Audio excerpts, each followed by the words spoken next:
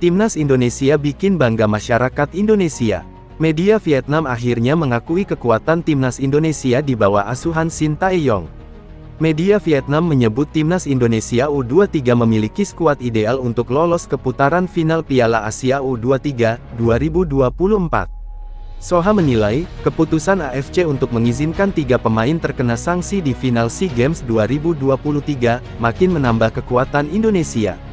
3 pemain yang disanksi AFC dan tetap dipanggil ke Indonesia U23 adalah Titan Agung, Komang Teguh, dan Taufani Muslihuddin. Mereka disanksi larangan tampil 6 kali.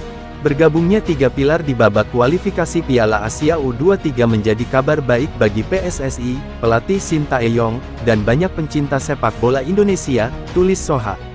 Penambahan 3 pemain ini akan membantu Indonesia U23 memiliki skuad paling optimal untuk lolos babak penyisihan grup dan merebut tiket ke final Piala Asia U23, tulis Soha menambahkan. Sebelumnya pemain ini tak bisa main di Piala AFF U23 2023 meski dibawa ke Thailand.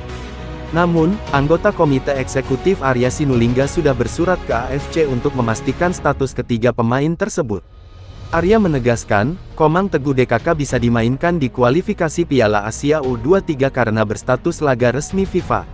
Sementara sanksi 6 larangan bermain hanya di laga persahabatan termasuk Piala AFF U23.